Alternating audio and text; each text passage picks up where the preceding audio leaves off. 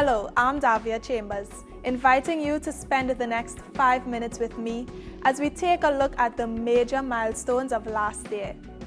2012 was a big year for Tobago, from finance to health to celebrating our first Olympic medalist.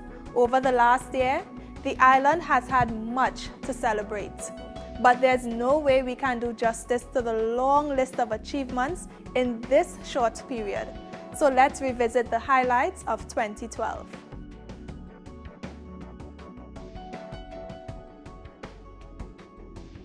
Today, Tobago has a hospital it can claim as its own. The new Scarborough Hospital in Signal Hill is the region's most modern healthcare facility designed to meet the needs of the growing population. In the words of the Tobago Regional Health Authority, the hospital was built to accommodate the changing face of healthcare on the island.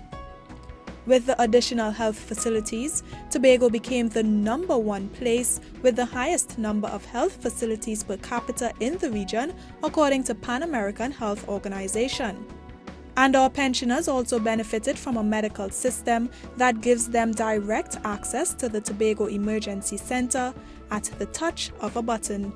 I lived away for 32 years and had a heart attack and had quadruple bypass. And over there, although you live alone, they had something like this, so you can call in case of an emergency. So when I heard about this, I said, this is happening in Tobago. I am so happy that you all have come to our rescue. Tobago is the only place in the English-speaking Caribbean with this system. Health was not the only sector that experienced major improvements. A number of projects were done over the last year to improve the road network and community infrastructure. For the first time, roundabouts were introduced to the landscape. The first in Signal Hill and then Orkinscure Junction. Roads were paved in all 12 electoral districts. A new connector road was built to help ease traffic congestion in Scarborough through the city's enhancement program. New community centres were built in John Dial, Palatuver, Speyside, and 17 were upgraded throughout the island.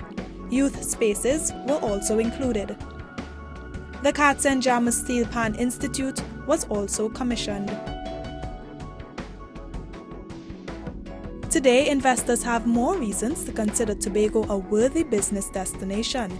In November, international credit rating agency Moody's Investors Service gave the island a Baa1 rating, the first sub-sovereign rating to be issued in the English-speaking Caribbean.